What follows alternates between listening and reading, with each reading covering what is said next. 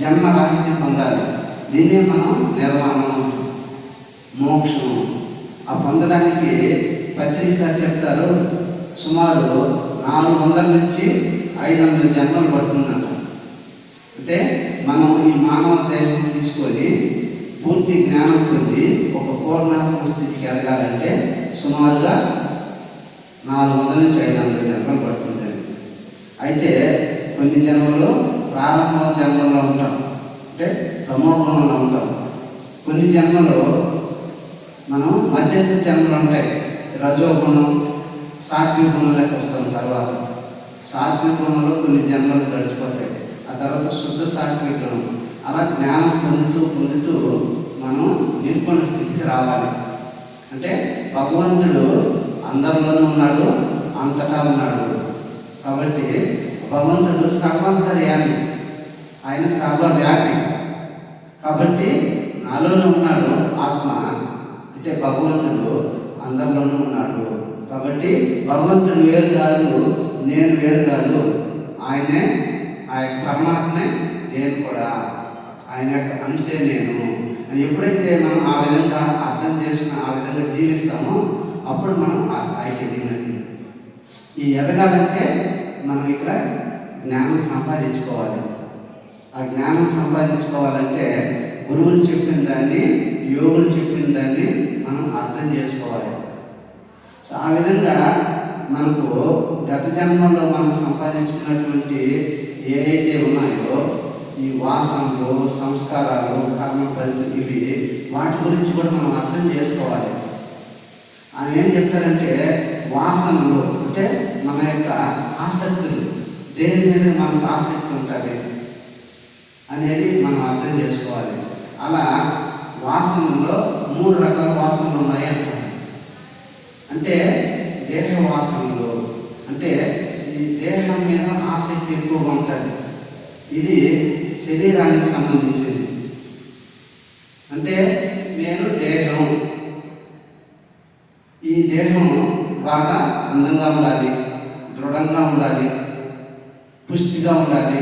అందుకోసం దేహానికి ఎక్కువ ప్రాధాన్యత ఇస్తాడు. ఇవి దేహ వాసనలు. అలాగే లోక వాసనలు రెండోది. ఇది మనసుకు సంబంధించింది. ఇక్కడ ఏం చేస్తారంటే వీళ్ళు, సో అందరూ బాగుండాలి అంటే లోకంలో తన గురించి ఇతరులు బాగుండాలి అనే చూసుకుంటాడు. మూడోది ఏంటంటే శాస్త్రవాసనలు. వీళ్ళు పురాణాలు, ఆధ్యాత్మిక విషయాలు ఇటువంటి మీద కొంచెం ఆసక్తి చూపిస్తారు. అవి వింటూ ఉంటారు.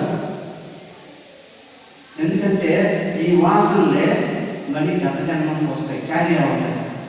వాళ్ళు మళ్ళీ ఆ వాసన వల్ల మరి జన్మలో వాళ్ళు వాటి మీద ఎక్కువ శ్రద్ధ చూపిస్తూ ఉంటారు. బాగా ఇప్పుడు ఉదాహరణకి మనం టీవీలో చూస్తూ ఉంటాం. కొంతమంది చిన్న పిల్లకాయలు అప్పుడే ఈ భగవద్గీత శ్లోకాలు బాగా చెప్పడం కానీ, లేకపోతే పాఠాలు నేర్చుకుంటే పాటలో చాలా చిన్న పిల్లకాయలు అప్పుడే పాడుతూ ఉంటారు. ఎందుకంటే వాళ్ళ గత జన్మల్లో వాళ్ళు ఆ అలవాటు ఉంది, వాటి మీద వాటికి ఆసక్తి ఉంటుంది. కాబట్టి ఆ ఆసక్తులు ఇక్కడ ఈ మరుజన్మలో చిన్న వయసు నుంచే వాటి చూపిస్తుంటారు అన్నమాట. కాబట్టి ఇవన్నీ కూడా ఏంటంటే ఈ వాసనలు, దేహ వాసనలు, అలాగే శాస్త్ర వాసనలు, లోక వాసనలు అని 3 రకాలు ఉంటాయి. అలాగా మన అలవాట్లు, వాటిని సంస్కారాలు అంటారు. ఈ సంస్కారాల్లో కూడా 3 రకాల సంస్కారాలు ఉన్నాయి. వాటిలో మట్టి పెళ్ళ సంస్కారం అంటారు, కట్టె సంస్కారం, మూడోది బండ సంస్కారం. 3 రకాల సంస్కారాలు ఉంటాయి. మట్టి పెళ్ళ సంస్కారం అంటే ఇప్పుడు మట్టి పెళ్ళ నేలలో వేసామనుకోండి, అది వెంటనే కరిగిపోతుంది. అదే కట్టె అయితే కొంతకాలం నాని తర్వాత మెల్లగా మెత్తపడుతుంది. తర్వాత మూడోది బండ సంస్కారం అంటారు. ఆ బండ నేలలో ఎన్ని కాలం వేసినా కానీ అది నానదు, అది అలాగే ఉంటుంది. నెలలైనా సంవత్సరాలైనా ఎంతకాలం అయినా కానీ నేల అట్టే ఉంటుంది. ఆ విధంగా ఇక్కడ మనలో కూడా ఈ మట్టి బిడ్డ సంస్కారం అంటే ఎవరైనా యోగులు కానీ ఋషులు కానీ పెద్ద పెద్ద వాళ్ళందరూ కూడా ఈ ధ్యాన మార్గం గురించి కానీ ఏదైనా మంచి విషయాలు మనకు చెప్పినప్పుడు అది మనం అర్థం చేసి నిజమే కదా అని చెప్పి వెంటనే మనం అలవాట్లు మార్చుకుంటాం. అది మట్టిపెట్ట సంస్కారం అంటారు. ఇప్పుడు ఉదాహరణకి మనలో కూడా ఈ మార్గంలోకి రమ్మని మనం ఎంత కొన్ని వందల మంది చెప్పుకుంటాం, కానీ అందరూ వచ్చారంటే రారు. ఏ కొద్ది మంది వస్తారు, ఎందుకంటే వాళ్ళకి ఆ గత జన్మంలో ఆ సంస్కారం ఆ అలవాటు అనేది ఉంది. వాళ్ళు చేస్తుంటారు. ఈ యొక్క ధ్యానం యోగి వాళ్ళు అనుభవపూర్వకంగా ఈ భూమి మీదకి పాఠం నేర్చుకోవడానికి వచ్చి ఈ ప్రాపంచికమైన మాయలో పడి ఆ భ్రమలో జీవిస్తున్నాం. ఎప్పుడైతే మనకు ఈ మార్గం ఎవరో ఒకరి ద్వారా మనకు ఈ తెలిసిందో అప్పుడు మనకు అది ఆసక్తి కలుగుతుంది. దాని మీద తెలుసుకోవాలని వస్తాం. తెలుసుకున్న తర్వాత దాని మీద శ్రద్ధ చూపిస్తాం. ఇంకా కొంతమంది ఉంటారు, వాళ్ళు కట్టి సంస్కారం లాంటి వాళ్ళు. చెప్పిన వెంటనే వింటారు, బాగుంది అంటారు, కానీ రాదు. మళ్ళీ వస్తానులే ఏదో కారణాలు చెప్తారు. మా ఇంట్లో మా పిల్లకాయలు స్కూల్ ఉందో, లేకపోతే ఇంట్లో పెద్దవాళ్ళు ఉన్నారు, నాకు టైం లేదు, ఏదో చెప్తారు అన్నమాట. అట్లా ఎంతోమంది చెప్తూ ఉంటే విని విని విని ఏదో ఒక రోజుకి కొన్ని నెలల తర్వాత సంవత్సరం తర్వాత అప్పుడు వస్తారు. అంటే వాళ్ళు నెమ్మదిగా నిదానంగా ఈ మార్గంలోకి వస్తారు. వాళ్ళది కట్టి సంస్కారం లాంటి వాళ్ళు. ఇంకా మూడో రకం వాళ్ళు బండ సంస్కారం, అంటే ఆ అలవాట్లు అన్నమాట. వెంటనే రాదు, వాళ్ళు ఏది చెప్పినా కానీ వినరు. మనం చెప్పేది వాళ్ళకి అర్థం కాదు, ఎందుకంటే వాళ్ళు ప్రారంభ జన్మ స్థాయిలో ఉంటారు. వాళ్ళకి ఈ యొక్క ఆధ్యాత్మిక వైపు అంటే భగవంతుని ఆశ్రయించాలి. ఎప్పుడైతే మనం భగవంతుని ఆశ్రయిస్తేనే మనకు ఈ కష్టాల నుంచి బయటపడతాము అన్నది అర్థం చేసుకోలేరు. ఎంతసేపు వాళ్ళు ఆ దేహ స్థితిలో ఉంటారు, ఆ భగవంతుడిని ప్రార్థిస్తూ ఉంటారు. భగవంతుడా, నాకు ఎందుకు ఇన్ని కష్టాలు ఇచ్చావు, ఈ కష్టాల్లో వచ్చి నన్ను గట్టెక్కించు అని కోరుకుంటుంటారే కానీ ఆయన ఆశ్రయించే మార్గం తెలియదు వాళ్ళకి. ఎప్పుడైతే మన యొక్క అలవాట్లు సంస్కారాలు మారుతుంటే మన యొక్క ఆత్మస్థితి పెరుగుతూ ఉంటుందో, ఎప్పుడైతే ఈ మధ్యస్థ జన్మం దాటి చివరి జన్మలోకి వస్తామో అప్పుడు వస్తాం ఈ మార్గంలోకి. భగవంతుడిని ఆశ్రయించాలి. భగవంతుడిని ఆశ్రయిస్తేనే మనము ఈ యొక్క కర్మలు, ఈ కష్టాలు, ఈ నష్టాలు, బాధల్లో నుంచి బయటపడతాము. ఆ బయటపడే మార్గమే ఈ యొక్క శ్వాస మీద ధ్యాస ధ్యాన మార్గాన్ని మన ప్రతినిధి గారు అందించారు. సో ప్రతినిధి గారు మనం ఒకసారి ధన్యవాదాలు తెలుపుతున్నాం.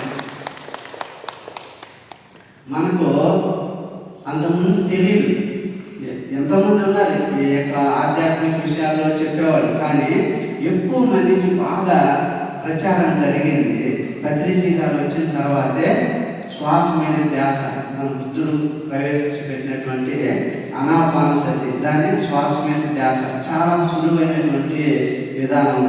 ప్రతి ఒక్కరు ప్రతి మారుమూల విలేజ్లో ఉన్న వారికి కూడా బాగా అర్థమయ్యే రీతిలో ఆయన అందరికి తెలియజేయడం జరిగింది.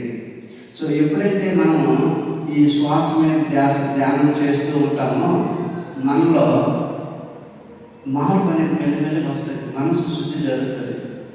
ఎప్పుడైతే మనసు శుద్ధి జరుగుతూ ఉంటుందో మన యొక్క బుద్ధి బాగా వికసిస్తుంది. ఆ బుద్ధి సరైన నిర్ణయం తీసుకుంటుంది. ఏది చేయాలి, ఏది చేయకూడదు, ఏది మాట్లాడాలి, ఏది మాట్లాడకూడదు. నిత్య అనిత్య వస్తు వివేకం పెరుగుతుంది. అంటే ఏది నిత్యమైనది, ఏది శాశ్వతమైనది, ఏది అశాశ్వతమైనది, ఇవన్నీ కూడా మనకు అర్థమవుతాయి. అందుకనే ధ్యానం చేస్తూ ఉండాలి. ధ్యానంతో పాటు సజ్జన సాంగత్యం చేయాలి, స్వాధ్యాయం చేయాలి. అంటే సద్గురువులు అంటే సత్యాన్ని తెలుసుకొని వారి యొక్క అనుభవపూర్వకంగా రాసినటువంటి ఆత్మజ్ఞానానికి సంబంధించినటువంటి పుస్తకాలు మనం చదువుతూ ఉండాలి. అలాంటి సద్గురువులతో మనం సత్సంగం ఉండాలి. తర్వాత మనం ముక్తి సేవ చేయాలి, ఆత్మ సేవ. ఎప్పుడైతే మనం సేవ చేస్తూ ఉంటామో మనకు జ్ఞానం కొద్దిగా పెరుగుతూ ఉంటుంది. సో ఆ విధంగా మనం చేయాల్సింది ఏంటంటే ధ్యానం చేస్తూ, స్వాధ్యాయం చేస్తూ, సజ్జన సాంగత్యం, ఎవరు తగినంత వాళ్ళు సేవ చేయాలి. అది తన్ మన్ ధన్, ఎవరికి తోచినంత. కొంతమంది బాగా డబ్బున్న వారు అనుకున్నారు, కోటీశ్వరులు 1,00,000 రూపాయలు డొనేషన్ ఇచ్చారు. ఇంకో వ్యక్తి అతనికి ఏం డబ్బు లేదు, డబ్బు లేకపోయినా కానీ అతనికి 1000 రూపాయలు ఉంటే 100 రూపాయలు ఇచ్చాడు అనుకున్నాం. 1,00,000 రూపాయలు ఇచ్చిన వాడికన్నా కూడా ఆ 100 రూపాయలు ఇచ్చిన వాడే ఎక్కువ. ఎందుకంటే భగవంతుడు చూసేది నువ్వు ఎంత ఇచ్చావో కాదు, నీకున్న దానిలో నువ్వు ఎంత ఇచ్చావు, ఏ భావంతో ఇస్తున్నావా చూస్తాడు అంతే. కాబట్టి మనం ఏది కూడా ఫలితాన్ని ఆశించకూడదు. మనకున్న దాంతో మనం ఏదో ఒక విధంగా సేవ చేస్తూ ఉండాలి. సో కాబట్టి ఇక్కడ మనకి ఏదైతే నేర్చుకుంటున్నామో ఈ జ్ఞానాన్ని నలుగురికి చెప్తూ ఉండాలి. ఇది కూడా సేవే. మనకు ఎంత శక్తి ఉంటే ఆ శక్తిని కూడా కొంతమంది మనం శక్తిని ఉపయోగించి సేవ చేయొచ్చు. మన వాక్ కూడా మనం ఇతరుల ద్వారా చెప్పాలి. సో ఆ విధంగా మనం ఏదైతే ఈ యొక్క వాసనలు, సంస్కారాలు, మూడోది కర్మఫలాలు, ఈ ప్రతి ఒక్కరికి కర్మ సిద్ధాంతం గురించి బాగా అవగాహన ఉండాలి. నేను కూడా అంతకుముందు నాకు పెద్దగా అవగాహన లేదు, ఏదో పనులు చేసుకుంటాం పోతున్నాం. ఎప్పుడైతే ఈ ఆధ్యాత్మిక మార్గంలోకి వచ్చామో కర్మ సిద్ధాంతం గురించి కొద్దిగా నాకు అర్థమైంది. అంటే మనం ఎలాంటి కర్మం చేయాలి, ఏ కర్మం చేస్తే మనకు దాని ఫలితం ఏ విధంగా మనకు వస్తాయి అన్నది అర్థమైనప్పుడే మనం ఏ విధంగా ఉండాలి. ఇప్పుడు మనకు పాపకర్మం చేసామనుకోండి, మనకు వాటి ఫలితం కష్టాలు, నష్టాల రూపాయలు మనకు వస్తాయి.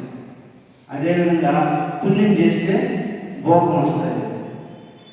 కాబట్టి మనము చేయాల్సింది మంచి పుణ్య కర్మలు చేయాలి అని పెద్ద పెద్ద యోగులు వాళ్ళు చెప్తారు.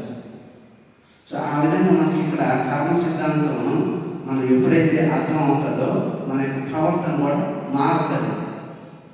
సో ఆ విధంగా కర్మలో 3 రకాల కర్మలు. వర్తమాన కర్మలు, వాటినే ఆగామి కర్మలు అంటారు. రెండోది మనము ప్రారంభ కర్మలు, అంటే మనం తెచ్చుకున్న కర్మలు అనిపించడానికి. మూడోది సంచిత కర్మలు. ఈ సంచిత కర్మలు అంటే మనం ఈ వర్తమానంలో చేసిన కర్మలు కొన్ని అనిపిస్తాం ఇక్కడే, కొన్ని కర్మలు మనతో అకౌంట్లో పడతాయి. వాటినే ఆకాశిక రికార్డ్స్ అంటారు. అక్కడ ఆధ్యాత్మికంగా చెప్పాలంటే ఆ సంచిత కర్మలో అంటే మనకు అకౌంట్ ఉంటుంది పైన. ఇక్కడ అనిపించిన కర్మలు పోను మిగిలిన వాటిని ఆ అకౌంట్లో పడుతుంటాయి. అవి సంచిత కర్మలు. వాటిలో నుంచి మళ్ళీ మనం జన్మ తీసుకొని వచ్చేటప్పుడు కొన్ని ఎంచుకొని వస్తామన్నమాట. అవి ప్రారంభ కర్మలు. కాబట్టి ఈ వర్తమాన కర్మలు ఏంటంటే ఈ ప్రస్తుత జీవితంలో మనం ఏది చేస్తామో, ఇప్పుడు చెడు చేస్తాం ఎవరైనా మాటల ద్వారా కానీ లేకపోతే చేతల్లో కానీ ఏ చేసినా కానీ అవన్నీ కూడా కర్మే. ఇప్పుడు కొంతమందిని కోళ్ళని, మేకల్ని నరుకుతారు, అది జీవహింస. కొంతమంది నోటితో దుర్భాషలు ఆడతారు, ఎదుటి వారి మనసును బాధపెడతారు, అది కూడా మనకు కర్మే. అందుకనే మా మేడం చెప్తారు, రాజలక్ష్మి మేడం గారు, మీ నోటి గుండా వచ్చే మాట మీకైనా ఉపయోగం ఉండాలి కానీ ఎదుటి వారికైనా ఉపయోగం ఉండాలి. ఉపయోగం లేని మాట ఒక్కటి కూడా నీ నోటి గుండా రావద్దు. ఎందుకంటే మన మాట కూడా కర్మే, అది మనం అనుభవించాలి. కాబట్టి ఎవరిని కూడా మనసు బాధపడేటట్టు మాట్లాడకూడదు. కాబట్టి మనం తెలియకుండా మనం ఎన్నో ఈ విధంగా ఇక్కడ మాటలు అక్కడ చెప్పడము, లేదా ఇతరుల మనసును బాధ పెట్టేటట్టు ఎన్నో చేస్తుంటాం. కానీ ఈ మార్గంలోకి వచ్చిన తర్వాత గురువుతో సత్సంగం చేయడం వల్ల ఇవన్నీ కూడా మన కర్మలో యాడ్ అవుతాయి, మనం తిరిగి అనుభవించాలి. అది సృష్టి నియమం. అంతకుముందు ఈ సృష్టి ధర్మం వీటి గురించి తెలియదు, కర్మ సిద్ధాంతం తెలియదు. బయట ఎక్కడ మనకు రూల్స్ అండ్ రెగ్యులేషన్స్ ఉంటాయో, ఇప్పుడు మన ప్రభుత్వంలో రూల్స్ ఉన్నాయి కదా, అదేవిధంగా సెంట్రల్ గవర్నమెంట్ వాళ్ళకు కొన్ని రూల్స్ ఉంటాయి. మనం విదేశాలకు వెళ్ళామనుకో, ఆ దేశంలో కూడా ఆ దేశానికి తగ్గట్టు రూల్స్ ఉంటాయి. ఎక్కడైనా కానీ కొన్ని ప్రభుత్వం చట్టం ప్రకారం రూల్స్ ఉంటాయి. ఆ రూల్స్ అతిక్రమిస్తే వాళ్ళు ఏం చేస్తారు, మనకు పనిష్మెంట్ ఉంటుంది. సేమ్ అదే విధంగా కూడా ఈ సృష్టిలో కూడా సృష్టి ధర్మం యూనివర్స్ కొన్ని సిద్ధాంతాలు ఉన్నాయి. ఆ సిద్ధాంతాలకు అనుగుణంగానే మనం జీవించాలి. సృష్టి నియమాలకు అతిక్రమించి మనం ఏ పని చేసినా కానీ మనం శిక్ష అనుభవించాల్సిందే. ఈ ప్రభుత్వం అన్న మనల్ని శిక్షించుకుంటూ వదిలించాము. ఉదాహరణకి మనం ఏదైనా చిన్న తప్పు చేసాం, నో పార్కింగ్ ప్లేస్లో కార్ పార్క్ చేసాం, అక్కడ ఏం చేస్తుంది ప్రభుత్వం, మనకు ఫైన్ వేస్తుంది. పోనీ అక్కడ ఫైన్ వేసే వ్యక్తి మనకు తెలిసిన వాడే ఉన్నాడు అనుకో, వాడిని ఏదో మేనేజ్ చేసుకొని నువ్వేం ఫైన్ చేయకుండా తప్పించుకొని వెళ్ళొచ్చు. కానీ యూనివర్స్లో నువ్వు తప్పు చేసావంటే అది రికార్డ్ అయిపోద్ది. దాని ఫలితం వాడు ఎంత గొప్పవాడైనా అనుభవించాలి మరుజన్మలో. కాబట్టి ఇది సృష్టి ధర్మం. ఏ జీవిని కానీ ఏ ప్రాణిని మనం హింసించకూడదు. అందరూ ఆత్మస్వరూపులే, అందరూ భగవంతునికి సమానులే. కాబట్టి మనము ఈ సృష్టి ధర్మం మనకు అర్థమవుతుంది. కాబట్టి ఈ కర్మ సిద్ధాంతం ఎప్పుడైతే అర్థం అవుతుందో మన యొక్క ప్రవర్తన, మనం చేసే పనులు అధర్మంగా సంపాదించకూడదు. అధర్మంగా సంపాదిస్తే మనం తర్వాత ధనాన్ని పోగొట్టుకోవచ్చు, మన అర్హత పోగొట్టుకుంటాం. కాబట్టి ఇవన్నీ కూడా కర్మ సిద్ధాంతం బాగా అర్థం అవుతుంది ఈ యొక్క మార్గంలోకి వచ్చిన తర్వాతే. గురువులతో సత్సంగంలో ఉండడం వల్ల, వాళ్ళు చెప్పినటువంటి సందేశాలు అర్థం చేసుకోవడం వల్ల అప్పుడు మన యొక్క ప్రవర్తన, మనం సంపాదించే విధానం కానీ నిజాయితీగా ఉండాలి. అధర్మంగా మనం ఎవరి డబ్బు మనం అపహరించకూడదు, ఎవరిని మోసగించి సంపాదించకూడదు. ఇవన్నీ తెలుస్తాయి. ఆ విధంగా మనము ఈ ఆగామి కర్మలు, అంటే ఈ వర్తమానంలో మనం చేసేటువంటి కర్మల ఫలితాలు, ఏదైతే పుణ్యం చేస్తే భోగం వస్తుంది. భోగం అంటే మంచి సుఖంగా ఉండడం, మంచి ఆర్థిక పరిస్థితి బాగుండడం, కారు మెయింటైన్ చేయడం, ఏసీ, ఇవన్నీ వస్తాయి. ఏది మంచిగా పుణ్య కర్మం చేసినప్పుడు. చెడు కర్మం చేస్తే కష్టాలు, నష్టాలు, రోగాలు వస్తాయి. ఇవన్నీ కూడా మనకు మన అకౌంట్లో పడతాయి. వాటిని సంచిత కర్మలు అంటారు. ఎవరైతే మరణించిన తర్వాత మరణం జన్మ తీసుకొని వస్తాం భూమి మీదకి, ఆ వచ్చేటప్పుడు ఆ పైన ఉన్నటువంటి ఉన్నత లోకం మార్చుతారు. అంటే ఇప్పుడు మనము ఈ భూలోకంలో ఉన్నాం. మరణించిన తర్వాత మన ఆత్మ పైలోకాలకు వెళ్తుంది. అంటే ఈ భూలోకం నుంచి దీనిపైన లోకం ఉంది, ఆ పైన లోకం, తర్వాత జనాలోకం, ఆ తర్వాత తపోలోకం, మహాలోకం, తపోలోకం, సత్యలోకం. మనం సత్యలోకం నుంచి భూమి మీదకి వచ్చాం జ్ఞానం పొందడానికి. మరణించిన తర్వాత మన ఆత్మ మరణ సత్యలోకం చేరాలి, అది మన యొక్క లక్ష్యం. అయితే జ్ఞానం పొందేదాన్ని బట్టి మన ఆత్మస్థితి మెల్లిమెల్లిగా పైలోకాలకు పోతుంది. ఎవరైతే ఎక్కువ పాపకర్మం చేస్తుంటారో వాళ్ళ యొక్క ఆత్మ ఆ లోకం చేరుతుంది. కొంచెం పుణ్యకర్మం చేసిన వాళ్ళు శుభలోకం, అంటే దాన్ని స్వర్గలోకం అంటారు. సో అక్కడ చేరుతుంది ఆత్మ. అక్కడ కొంతకాలం విశ్రాంతి తీసుకొని మళ్ళీ జన్మ తీసుకోవాలని అనుకున్నప్పుడు ఆత్మ జనాలోకం వెళ్తుంది. అందుకనే మనల్ని కారణ లోకాలు, ఆ పైన ఉన్న వాటిని కారణ లోకాలు అంటారు. ఆ కారణ లోకాలు దాటాలి అంటారు. అందుకని జనాలోకం వెళ్ళినప్పుడు ఆ పై లోకంలో ఉన్నటువంటి ఉన్నత లోకవాసు వాళ్ళని ఆస్ట్రల్ మాస్టర్స్ అంటాం మనం. అంటే మంచి జ్ఞానంగా ఉన్నటువంటి వాళ్ళు, అటువంటి ఆత్మలు వస్తాయన్నమాట. వచ్చి మనకి కౌన్సిలింగ్ ఇస్తారు. అంటే ఆ మహాలోకం తపోలోకంలో ఉన్నటువంటి మాస్టర్స్ వచ్చి నువ్వు ఏ యొక్క ప్రణాళికతో నువ్వు భూమి మీదకి వెళ్ళావు, నువ్వు అక్కడ ఏం చేసావో చూడని చెప్పి ఆ చిత్రగుప్త చిత్రాంతం దాన్నే మనం అవి నీకు ఆకాశిక రికార్డ్స్ అన్నింటినీ నీ యొక్క స్క్రీన్ మీద చూపించడం జరుగుతుంది. అప్పుడు మనము ఆ కర్మలన్నీ మనం చేసినటువంటివన్నీ చూసినప్పుడు మన ఆత్మ రియలైజ్ అవుతుంది. ఒరే నేను ఏమనుకొని భూమి మీదకి వెళ్ళాను, నేను అక్కడ ఎలాంటి కర్మలు చేశాను, కాబట్టి వాటిని నేను మళ్ళీ అనుభవించి జ్ఞానం పొందాలని వాటిలో నుంచి కొన్ని పాపకర్మలు కొన్ని పుణ్యకర్మలు సెలెక్ట్ చేసుకొని మళ్ళీ వస్తాం. ఆ వచ్చినప్పుడు మాస్టర్స్ చెప్తారు, మనం ఎంచుకున్న కర్మలను బట్టి నీకు స్త్రీ జన్మ కావాలన్నా పురుష జన్మ అయితే నీకు అనుకూలంగా ఉంటుంది. ఆ కర్మలను నువ్వు తొందరగా అనుభవించడానికి ఏ ప్రాంతంలో నువ్వు జన్మ తీసుకోవాలి, ఎలాంటి కుటుంబం నీకు ఉండాలి, ఏ ప్రాంతంలో అయితే నీకు అనుకూలంగా ఉంటుందని వాళ్ళు నీకు గైడెన్స్ ఇస్తారు, వివరిస్తారు. ఆ వివరించినప్పుడు మనమే నిర్ణయం తీసుకుంటాం. అందుకనే చేతి విజ్ఞానంలో చెప్పబడుతుంది, నీ వాస్తవానికి నీవే సృష్టికర్తవు. You create your own reality. ఎవరు బలంతం లేదు, మనమే ఆత్మ సొంతంగా నిర్మించుకొని వచ్చాం భూమి మీదకి. నేను ఇలాంటి కర్మలు అనుభవించాలి, నాకు ఇలాంటి భార్య ఉండాలి, ఆమె దగ్గర నేను ఇలాంటి పాఠాలు నేర్చుకోవాలి, ఆమెకు నేను కొన్ని పాఠాలు చెప్పించాలంటే ఒకరికొకరికి అండర్స్టాండింగ్ ఉంటుందన్నమాట. అర్థం చేసుకొని జీవితాన్ని వాళ్ళు ఏం నేర్చుకోవాలో అవి నేర్చుకోవాలి పాఠాలు. ఆ విధంగా మనమే తెచ్చుకుంటాం కర్మలు అనుభవించడానికి, మనం చేసినటువంటి కర్మల నుంచి. అంటే మన గతంలో ఏం చేసి ఉంటే వాటిని బట్టి మనకి ఎక్కువగా సుఖాలు కానీ కష్టాలు కానీ ఉంటాయి. అయితే అవి తెచ్చుకున్న వాటిని ప్రారంభ కర్మలు అంటారు. అయితే ఈ ప్రారంభ కర్మలో ఎవరైనా సరే అనుభవించాలి.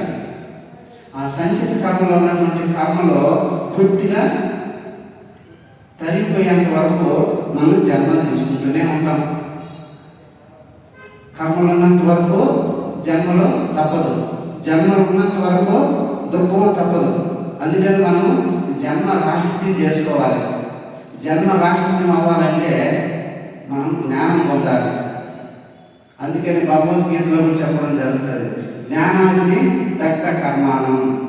నువ్వు ఎప్పుడైతే జ్ఞానం పెంచుకుంటుంటావో ఆ జ్ఞానం అనేటువంటి అగ్నిలో నీ యొక్క కర్మలన్నీ కూడా దూది పింజలు ఎలాగైతే అగ్నిలో కలిగిపోతాయో ఆ విధంగా నీ కర్మలన్నీ కూడా పోతాయి.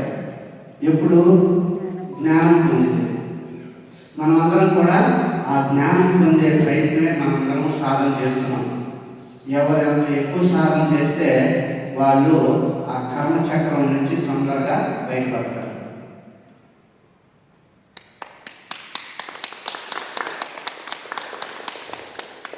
అదే మన గురువు గారు చెప్తూ ఉంటారు, మీరు బాగా సాధన చేయాలి, బుద్ధి పెంచుకోండి.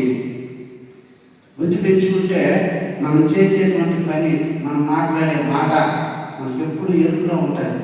మనం చేసే పని సరైనదా కాదా, సరైన మాటలు మాట్లాడుతున్నామా లేదా, ఒకవేళ మాట్లాడలేదు ఏదో తప్పు చేశాము వెంటనే మనం దాన్ని పశ్చాత్తాపడాలి.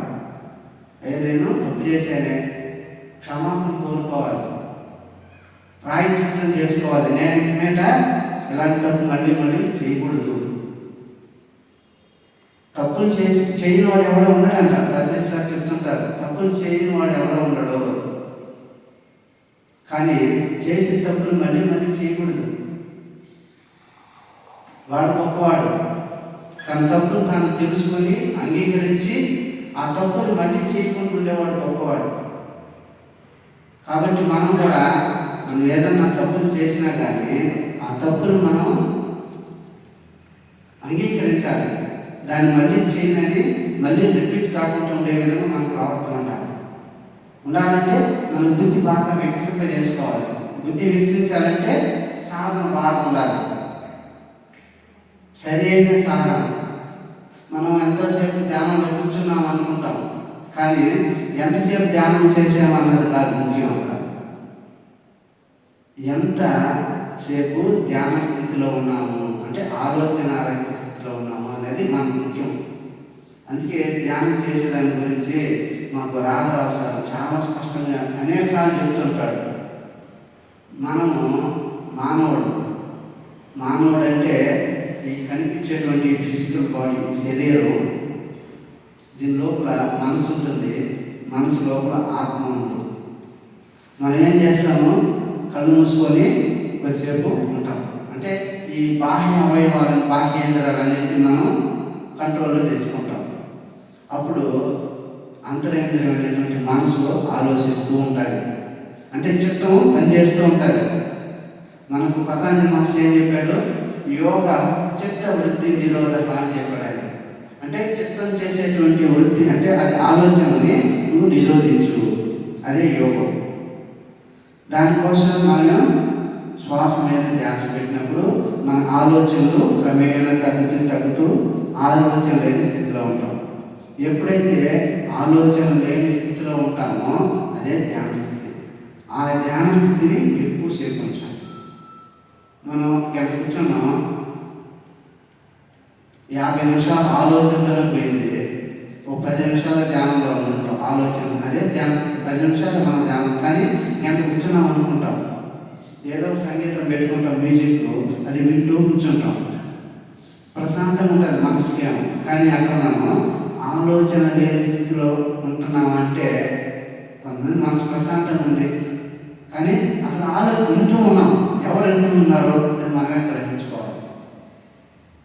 కొంతమంది గైడింగ్ చేస్తుంటారు, మాటలు చెప్తూ ఉంటారు, మాటలు బాగా ప్రశాంతం. ఎందుకంటే మనం మనసు ఆలోచనని డైవర్ట్ అయింది, అక్కడ ప్రశాంతంగా ఉన్నాం. కానీ అక్కడ మనకి ఏమైనా శక్తి వచ్చిందా అంటే ఏం రాదు. అదేవిధంగా చూడండి, మనకు ఒక కష్టాల్లో ఉన్నాం, ఏదో మనసు ప్రశాంతం బాగలేదు, ఒక టీవీ పెట్టుకున్నాం, టీవీ చూస్తున్నంతసేపు మనకు ఆ మనసు బాధ అనేది ఉండదు, అంటే దాన్ని డైవర్ట్ చేసామంతే.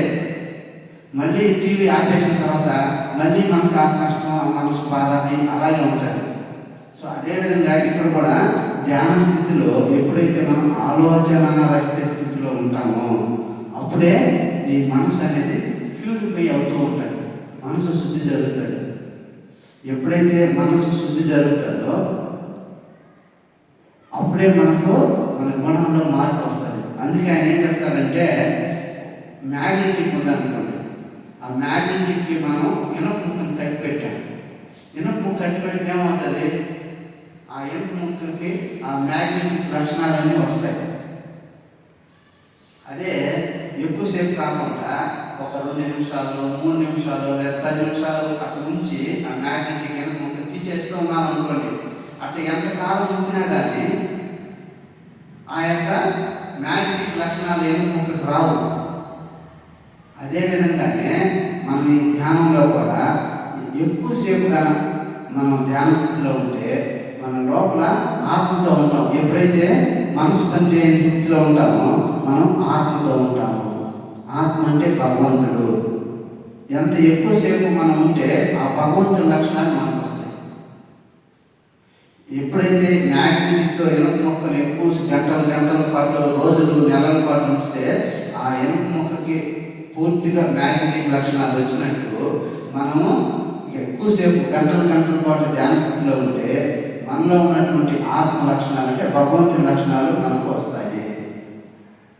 అది ధ్యానంలో జరిగేది. కాబట్టి మనం ఎక్కువ సమయం పాటు అంటే గంటలు ధ్యానంలో కూర్చోవడానికి సాధన చేయాలి. అందుకోసం వీలైనంత వరకు అప్పుడప్పుడు సామూహిక ధ్యానం చేయడం కానీ, పౌర్ణమి ధ్యానాలని, ఇలాంటి వాటికి మనకు దగ్గరలో జరుగుతున్నటువంటి పిరమిడ్ యొక్క శక్తిని ఉపయోగించుకోవడం, ఇవన్నీ చేస్తూ ఉండాలి. మిగతా సమయాల్లో మన ఇంట్లోనే ప్రశాంతమైనటువంటి సమయాన్ని చూసుకొని ఇంట్లోనే ధ్యానం చేసుకోవాలి. వీక్లీ వన్స్ ఇలా మంత్లీ వైస్ ఎక్కడైనా బయట పెద్ద సామూహిక ధ్యానాలు యజ్ఞాలు జరిగేటప్పుడు వెళ్ళాలి. మనతో పాటు కొత్త వారిని కూడా తీసుకెళ్ళాలి. సో ఆ విధంగా మనం ఇక్కడ సాధన చేస్తూ ఉండాలి. అప్పుడైతేనే మనం ఎప్పుడైతే ఈ జ్ఞానం పెరుగుతుందో ఈ కర్మ చక్రం నుంచి మనం బయటపడతాం. అదే మన యొక్క లక్ష్యం. జీవనం అంటే దుఃఖం నుంచి పూర్తిగా బయటపడాలి. దాన్ని జీవన్ముక్తి అంటారు. అంటే జీవించి ఉండగానే దుఃఖం నుంచి బయటపడాలి.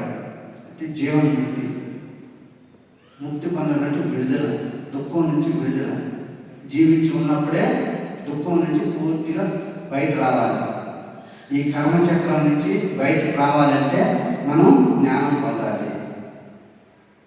అందుకని ఈ యొక్క మూడింటి గురించి బాగా అర్థం చేసుకోవాలి మనం. వర్తమాన కర్మలు ఏంటి, ప్రారంభ కర్మలు ఏంటి, ఆగామి కర్మలు అంటే ఏంటి. సో ఈ యొక్క కర్మ గురించి మనం ఎప్పుడైతే ఈ కర్మచక్రంలో నుంచి బయటపడతామో అప్పుడే మనం జన్మ లేని స్థితికి వెళ్తాం. దీనికి జ్ఞానం పొందాలి. జ్ఞానం పొందాలంటే మనం ఒక మంచి సద్గురువుని ఎంచుకోవాలి. వాళ్ళు అనుభవపూర్వకంగా జ్ఞానం ఉంటుంది. ఆ అనుభవపూర్వకమైన జ్ఞానం మనకు పంచుతారు. ఆ పంచినప్పుడే అందుకే చెప్తారు కదా, నువ్వు ఏది పంచుతావో అది నీకు కనపడదు. మనం ఆర్థికంగా డబ్బు పంచామనుకోండి, మనకు అర్హత వస్తుంది, ఆర్థికంగా మనకు అది వస్తుంది. అదే మనం జ్ఞానం పెంచితే ఆ జ్ఞానం మనకు పెంచబడుతుంది. కాబట్టి మనము ఏదైతే శాశ్వతంగా ఉంటుందో దాన్ని మనం పెంచుకోవాలి. జ్ఞానం ఎక్కడికి తరగదు. అదే మనం ధనం పంచాం, ఆర్థిక స్థితి బాగుంది, ఆ తర్వాత మనకు మరిజన్మలో ఆర్థిక స్థితి కంపల్సరీగా ఉంటుందంటే ఉండదు. మనం చేసుకున్న కర్మను బట్టి, అర్హతను బట్టి ఉంటుంది. అందుకే చెప్తారు ఆయన, ప్రారంభ జన్మలో ఉన్న వాళ్ళంట మనము కోరుకున్నది రాదంట. మనకు ఏదైతే అర్హత అంటే గతంలో నువ్వు ఏదైతే ఇచ్చుంటావో, నువ్వు గతంలో చేసుకున్న దాన్ని బట్టి మనకు ప్రారంభ జన్మలో ఉన్నప్పుడు వస్తాయంట. అదే మధ్యస్థ జన్మలో ఉన్న వాళ్ళైతే భగవంతుడిని మనం కోరుకున్నటువంటి ఇవ్వడానికి, నీకు ఏదైతే నీ ద్వారా జరుగుతుందో అంటే నువ్వు గతంలో నీ అర్హతను బట్టే, నువ్వు చేసేదాన్ని బట్టి నీ మధ్యస్థ జన్మలో వాళ్ళకి వస్తారు. అదే చివరి జన్మకైతే అక్కడ కూడా కోరుకున్నది ఇవ్వడంట భగవంతుడు. వాళ్ళు లోక కళ్యాణకరమైనటువంటి సేవలు చేయడానికి నీ ద్వారా నువ్వేమైతే చేయగలవో అవి ఇస్తాడంట. ఇప్పుడు ఉదాహరణకు పత్రిజీ గారు, ఆయన చివరి జన్మలో ఉన్నవారు కాబట్టి ఆయన ఎన్లైట్మెంట్ మాస్టర్ ఆయన ఎప్పుడు. కాబట్టి ఆయనకి లోక కళ్యాణకరమైనటువంటి పనులే వాళ్ళ దగ్గర చేపిస్తారంట. కాబట్టి ఇక్కడ మనం అర్థం చేసుకోవాల్సింది, మనము అశాశ్వతమైనటువంటి ఏది కోరుకోకూడదు. శాశ్వతమైనది అంటే జ్ఞానం. ఆ జ్ఞానమే మనలో కూడా వచ్చేదని మనం తెలుసుకున్నాం. కాబట్టి ఈ జ్ఞానదానం గొప్ప. అన్ని దానాల కన్నా కూడా ఈ జ్ఞానదానం గొప్ప. ప్రాపంచికంగా ఏంటంటే ధనము, వస్త్రం ఇస్తే అవి గొప్ప అవుతాయి. అందుకనే కర్మంలో కూడా ఈ యొక్క జ్ఞానం పెంచే వాటిలో 2 రకాలు ఉన్నాయి. పుణ్యకర్మలు, పాపకర్మలు. ఈ పుణ్యకర్మంలో కూడా మళ్ళీ 2 రకాలు ఉన్నాయి. దేహ కర్మలు, ఆత్మకర్మలు. ఈ దేహ కర్మలు ఏంటంటే దేహానికి పుణ్యం వస్తే ఈ దేహ కర్మలో ఉంటాయి. అంటే ఇప్పుడు వస్త్రదానం చేసాము, ఇప్పుడు ధన సహాయం, ధనం, ఇట్లాంటివన్నీ కూడా ఏంటంటే ఇవి దేహ పుణ్యకర్మలు. అదే దేహ పాపకర్మలు ఉంటాయి. ఇప్పుడు దేహానికి, ఇప్పుడు ఎవరికైనా మనిషిని కొట్టాము, ఇవన్నీ కూడా ఏంటంటే దేహ పాపకర్మలు. అదేవిధంగానే ఆత్మకర్మలు కూడా ఉన్నాయి. ఈ ఆత్మకర్మల్లో కూడా కొన్ని పాపకర్మలు ఉన్నాయి, కొన్ని పుణ్యకర్మలు ఉంటాయి. అంటే ఆత్మపరంగా ఇప్పుడు ఎవరైనా మనం హింసించామనుకోండి, ఇప్పుడు మనం అసత్యం చెప్పాము, అది కూడా మన ఆత్మ ఎదుగుదలకి నష్టం చేకూర్చినట్టే. ఇప్పుడు కొంతమంది అంటారు, వాళ్ళు నాకు బాగా శక్తులు ఉన్నాయి, మీకు నేను హీలింగ్ చేస్తాను అని ఏదో మట్టు పెట్టి మాయ మాటలు చెప్పి వారి దగ్గర నుంచి ఏదైనా ఆశించారనుకోండి, అది కూడా మనకు ఆత్మపరంగా అది మనకు పాపకర్మ ఉంటుంది. అలా కాకుండా ఆత్మపరంగా పుణ్యకర్మ అంటే వాళ్ళ ఇతర ఆత్మలకి ఉన్నతంగా ఎదిగేటట్టు వాళ్ళకి జ్ఞానం గురించి చెప్పడం, సరైనటువంటి గైడెన్స్ ఇవ్వడం, వాళ్ళకి జ్ఞానాన్ని, తనకున్న జ్ఞానాన్ని ఇతరులకు పంచడం, ఇవన్నీ కూడా ఆత్మపరంగా పుణ్యకర్మలు. సో అటువంటి కర్మలు చేయాలి. మనం ఆత్మపరంగా మనం నష్టపరిచేటువంటి కర్మలు చేయకూడదు. ఇప్పుడు కొంతమంది పిరమిడ్ అని చెప్పో లేదా ఆధ్యాత్మిక సేవకని కొంతమంది డబ్బులు వసూలు చేస్తుంటారు. ఆ డబ్బుని వారి సొంత ఖర్చులకు ఉపయోగించుకోవడం కానీ అలాంటివి చేస్తే అది ఆత్మ పాపకర్మల కింద వస్తాయి. వాళ్ళ ఆత్మ ఎదుగుదు అక్కడ. అందుకే మనకు పత్రి సార్ చెప్తారు, 18 ఆదర్శ సూత్రాల్లో ఒక పాయింట్ ఉంది. మనం ఎవరి దగ్గర కూడా జ్ఞానాన్ని పెంచినందుకు డబ్బు ఆశించకూడదు. మనం నిష్కామంగా కర్మ చేయాలి, ఫలితాన్ని ఆశించుకుంటా కర్మ చేయాలి. అదే చెప్తారు పత్రి సార్. మనం అయ్యే ముక్తి సేవలు, ఆత్మ సేవలు, ఆత్మ ఎదగాలంటే మనం నిష్కామ కర్మ చేయాలి, ఫలితాన్ని ఆశించకూడదు. అందుకనే ఓషో గారు కూడా నిష్కామ కర్మ గురించి చెప్తాడు ఆయన. అందుకని ఒక చిన్న స్టోరీ లాగా చెప్తారు.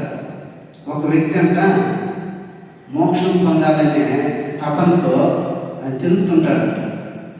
ఒక గురువు యోగి చెప్తాడు, నువ్వు నీ యొక్క కోరిక నెరవేర్చుకోవాలంటే నువ్వు హిమాలయానికి వెళ్ళు, అక్కడ ఒక మంచి యోగి ఉన్నాడు, ఆయన్ని కానీ కలిసామంటే నీకు మోక్షం పొందేటువంటి మార్గం చూపిస్తాడని చెప్తాడు.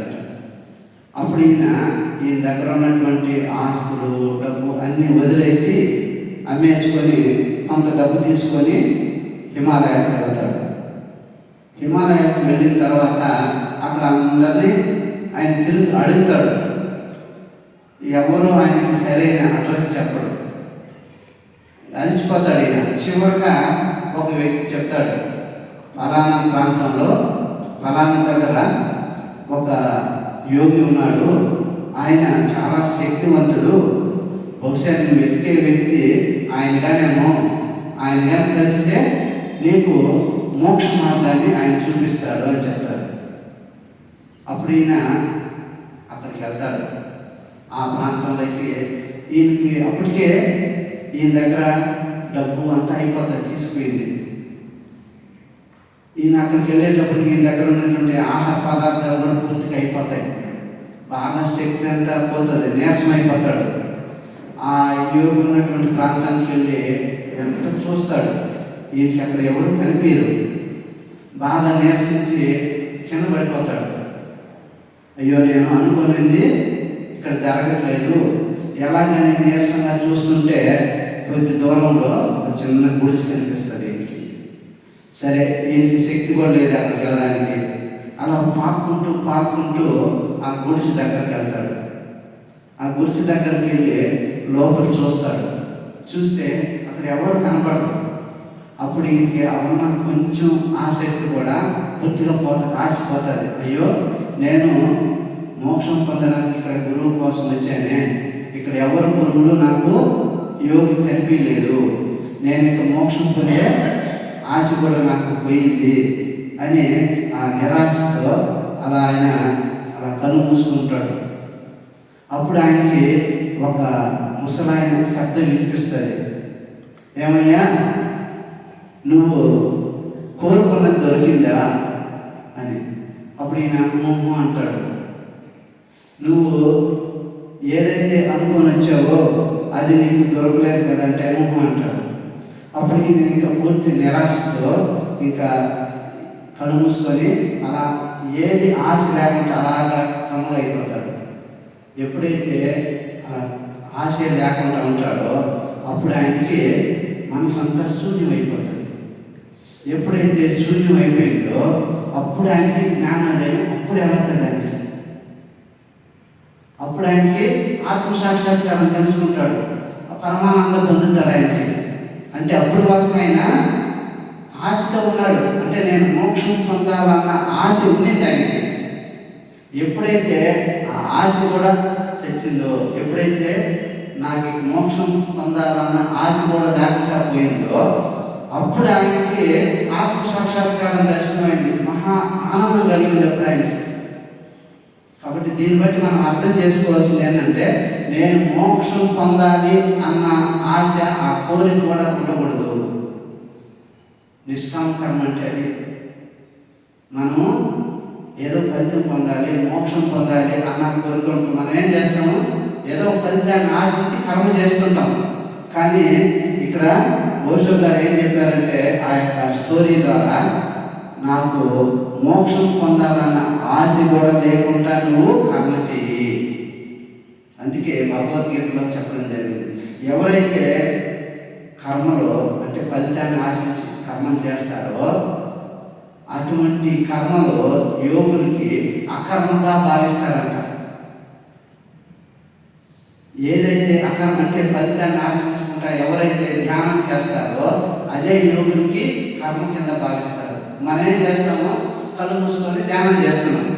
బయట వాళ్ళు ఏం ఆలోచిస్తారు, వీళ్ళకి ఏం పని లేదు, అవునా కదా, ఏం పని లేదు, ఇంట్లో అత్త వాళ్ళు ఉంటే కూడా ఏం పని లేదు చేయదమ్మా, ఎప్పుడు కళ్ళు మూసుకొని కూర్చొని ఉంటుంది. అంటే వాళ్ళకి తెలియదు దాని యొక్క విలువ ఏంటో. పని చేస్తేనే అది కర్మ అనుకుంటారు. కానీ యోగులు ఏ పని చేయకుండా అంటే ధ్యానం చేస్తారో దీన్నే కర్మగా భావిస్తారు. కాబట్టి మనం చేసేటువంటి కర్మ నిష్కామ కర్మ, ఫలితాన్ని ఆశించకుండా పని చేయాలి, కర్మ చేయాలి. నువ్వు ఎవరికైనా దానం చేసావు, ఫలితాన్ని ఆశించకూడదు. ఫలితాన్ని ఆశిస్తే అది నీకు పుణ్యఫలం అవుతుంది, పుణ్యకర్మ. పుణ్యం వల్ల భోగం వస్తుంది, భోగం వల్ల జన్మ వస్తుంది. మళ్ళా జన్మ ఉంటే మళ్ళీ కర్మ చక్రం తీసుకుంటాం. కాబట్టి మనం చేసేటువంటి కర్మ నిష్కామ కర్మ చేయాలి. నేను చేయట్లేదు, నేను ఈరోజు మీకు జ్ఞానాన్ని బోధించట్లా, భగవంతుడే నా ద్వారా మీకు జ్ఞానం బోధించేట్లు నాకు తెలిసింది. మీకు చెప్పే అవకాశాన్ని నాకు భగవంతుడు ఇచ్చాడు. ఎప్పుడైతే మనము ఆ విధంగా ఉంటామో భగవంతుడు మనకు ఇంకా ఇస్తాడు. నువ్వు ఏదిస్తే అది నీకు ఇస్తాడు. కాబట్టి మనం చేసేటువంటి కర్మ లోక కళ్యాణానికి ఉపయోగపడే విధంగా మనం 10 మందికి చేయాలి.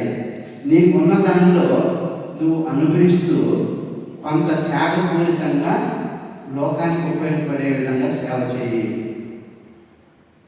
ఉన్నదేమంతా కూడా రాదు. ఇప్పుడు డబ్బు, సంపదలు, ఆస్తులు ఇవన్నీ కూడా అవే మనకు రావు. పదవులు ఇవన్నీ ప్రాపంచికంగా ఉండాలి. బట్ ఉన్నదాన్ని మనము సంతృప్తితో అనుభవిస్తూ కొంత త్యాగపూరితంగా, అంటే భగవంతుడే నాకు ఈ అవకాశం ఇచ్చాడు. ఇప్పుడు కొంతమందికి ఇళ్ళు, బంగారం, రకరకాలు ఉంటాయి. అవేవి వాళ్ళతో కూడా తీసుకోలేదు. కానీ వాళ్ళు గతంలో చేసుకున్నటువంటి పుణ్యకర్మల వల్ల అవి అనుభవించేటువంటి అర్హత వచ్చింది. అక్కడ వాళ్ళు ఏం చేయాలి, వాటిని అనుభవిస్తూ కొంత లోకానికి ఉపయోగపడే 10 మంది వారు లేకపోయినా కానీ 10 మందికి ఉపయోగపడే విధంగా అలాంటి నిష్కామ కర్మ చేయాలి. అప్పుడు వాళ్ళకి మోక్షం కలుగుతుంది, జ్ఞానం పెరుగుతుంది. ఆ జ్ఞానం పెరగడం వల్ల కర్మరాహిత్యం నుంచి ఆ కర్మలన్నీ కూడా దగ్ధం చేసుకుంటారు. ప్రారంభ కర్మలు కూడా సరే, మనం చేసే కర్మ అంటే సేవను బట్టి ఆ యొక్క కర్మ ఫలితం తగ్గిపోతుంది. కానీ ప్రారంభ కర్మ ఎట్లాంటి వాడికైనా కానీ అనుభవించి తీరాలంటారు, తెచ్చుకున్న కర్మ కాబట్టి. కాకపోతే దాని యొక్క తీవ్రత తగ్గుతుంది. అందుకే అంటారు కదా మన పెద్దలు, గొడ్డలతో తగలాల్సిన దెబ్బ గోడుతో పోయింది అంటారు. ఎందుకని మనం మంచి సేవ చేస్తూ ఉంటే ఆ యొక్క భగవంతుడు ఆ కర్మ ఫలితాన్ని తగ్గిస్తాడు. మనం చేసే సత్కర్మల వల్ల మనకు అక్కడ సంచితంలో ఉండే కర్మలన్నీ కూడా దగ్ధమైపోతాయి. కాబట్టి ఆ కర్మచక్రం నుంచి బయటపడాలంటే మనం ఈ కర్మ సిద్ధాంతం గురించి బాగా అర్థం చేసుకోవాలి. అప్పుడు మనం జ్ఞానం పొందుతుంటే ఆ జ్ఞానాన్ని మనం 10 మందికి పంచాలి. అప్పుడు మనకు ఆత్మస్థితి, మనస్థితి నుంచి కొద్ది కొద్దిగా పెరుగుతుంది. ఈ తమో గుణం నుంచి రజో గుణం, ఈ రజోగుణం ఉన్నప్పుడు నాది మాది ఈ మమకారం అహంకారం ఉంటాయి. ఇవన్నీ కూడా తగ్గించుకోవాలి. మాకు రాజలక్ష్మి మేడం చెప్తూ ఉంటారు, నా మాది తీసేయాలి. నా అంటే నాది, మా అంటే మాది. ఈ అహంకారం ఉన్నంతకాలం మనము ఆత్మజ్ఞానం అవ్వదంట. అహంకారం ఉన్నవాడికి ఆత్మజ్ఞానం అవ్వదు ఉంటుందని. సో కాబట్టి మనం ఏం చేయాలంటే ఆత్మజ్ఞానం పొందాలి, పొందిన దాన్ని పంచాలి. అందుకు జ్ఞాని యొక్క లక్షణాలు ఏంటి? ఎవరిని కూడా మనం ద్వేషించకూడదు, ఎవరి మీద కూడా రాగద్వేషాలు ఉండకూడదు. ఈ నావాడు, ఈ పరాయివాడు అన్న దేవ బాధ ఉండకూడదు అన్నమాట. అందరూ ఆత్మలే, అందరూ భగవంతుని స్వరూపాలే అన్న భావాన్ని మనం పెంచుకోవాలి. అదేవిధంగా కష్టం వచ్చినప్పుడు మనం కుంగిపోవడం, ఏదైనా ఆనందం కలిగినప్పుడు పొంగిపోవడం ఉండకూడదు. మనం ద్వంద్వాల నుంచి బయటపడాలి, మాన అవమానాలకి సమస్థితిలో తీసుకోవాలి. అదేవిధంగా మనము ఉన్న దాంతో సంతృప్తిగా జీవించాలి. ఇప్పుడు కొంతమంది చూడండి, ఎంత ఉన్నా కానీ తృప్తి ఉండదు వాళ్ళకి. ఇంకా కావాలా, ఇంకా కావాలా, తృప్తి ఉండదు. ఎప్పుడైతే మనం తృప్తిగా జీవిస్తామో అప్పుడే ప్రశాంతంగా ఉంటుంది జీవితం. వీటిలో నుంచి బయటపడాలి మనం, ఈ బంధాల్లో నుంచి. అప్పుడే మనలో తృప్తిగా జీవిస్తాం. దానిపై అలెగ్జాండర్ స్టోరీ కూడా చెప్తారు. బహుశా మీకు చాలా మంది తెలిసే ఉంటుంది. నేను బ్రీఫ్గా జస్ట్ ఊరికే మననం కోసం చెప్తాను. అలెగ్జాండర్ ఆయన అన్ని రాజ్యాలన్నింటినీ జయించి ఆ సంపదనంతా కూడా ఆయన తీసుకుపోతుంటాడు తన రాజ్యానికి. అప్పుడు ఆయన ఒక దగ్గర విశ్రాంతి పొందాలని చూసి, ఇక్కడ ఈ ప్రాంతంలో గొప్ప వ్యక్తులు ఎవరంటే అక్కడ డయోజెనిసిస్ అనే ఒక యోగి ఉంటాడు. ఆయన మంచి జ్ఞాని సార్ అని ఆయనకి చెప్తే, ఆయన తీసుకురండి, ఆయన దగ్గర జ్ఞానం ఏంటో తెలుసుకుందామని చెప్తే ఆయన భటులు వెళ్ళి పిలుస్తారు ఆయన. అప్పుడు ఆయన రాడు, మీకు రాజునే ఇక్కడికి రమ్మండి అని చెప్తాడు. వాళ్ళు పోయి చెప్తే, నన్నే రమ్మంటాడా, రాకపోతే వాడిని చంపైనా తీసుకొస్తామని చెప్పండి అని చెప్తాడు. మీరు నన్ను చంపినా కానీ నాకేం ప్రాబ్లం లేదు, నేనైతే రాను, ఆయన్నే రమ్మండి అని చెప్తారు. చివరిగా ఆ అలెగ్జాండర్ రాజా ఆయన దగ్గరకు వస్తాడు. వచ్చి, నీకేమిటి ధైర్యం, రాజుగా నేను చెప్తేనే రావట్లేదు, నేను ఏంటి గొప్పతనం అని అడిగితే అప్పుడు ఆయన చెప్తాడు, నువ్వు ఇంతమంది రాజ్యాన్ని ఎంతోమంది చంపి నువ్వు సంపదనంతా తీసుకుపోతున్నావు కదా, ఎందుకు అంటాడు. అప్పుడు ఆయన చెప్తాడు, నేను సుఖంగా సంతోషంగా ఆనందంగా జీవించడానికి, మంచి మంచి ప్యాలెస్లు కట్టుకోవడానికి అని చెప్తాడు. మరి నువ్వు ఆనందంగా సంతోషంగా ఉండడానికి అంతమందిని సంపాదించినంత అవసరం ఏముంది? మరి నేను ఏం లేకనే నేను ఆనందంగా సంతోషంగా తృప్తిగా నేను ఉన్నాను కదా అంటాడు. అప్పుడు ఆయనకి ఆశ్చర్యం వేస్తుంది. అప్పుడు ఆయన ద్వారా ఆ జ్ఞానాన్ని పొందుతాడు ఆయన. కాబట్టి ఈయన ఏంటంటే మనసుని తన ఆధీనంలో ఉంచుకున్నాడు ఈ యోగి. కాబట్టి మనసుని తన ఆధీనంలో ఉంది కాబట్టి, అంటే కామ క్రోధ లోభ మతమాచార్య అరిషడ్భాగాలని తన అదుపులో ఉంచుకున్నాడు. కాబట్టి ఆయన ఉన్న దానితో తృప్తిగా ఆనందంగా సంతోషంగా ఉండగలిగాడు. కానీ రాజు ఈ అలెగ్జాండర్ తృప్తి లేదు. ఎంత సంపాదించినా, ఎంతమంది రాజ్యాలు దోచుకొని ఎంత చేసినా కానీ తృప్తి లేదు. భయంగానే ఉంటాడు. అంటే ఏ రాజు ఎప్పుడు ఏ శత్రువు నుంచి తనని చంపుతాడని. చివరిగా ఆయన జ్ఞానోదయం పొంది తిరిగి ఆయన రాజ్యానికి వెళ్ళే లోపలే ఆయన అనారోగ్య పాలయ్యి మరణాన్ని పొందుతాడు.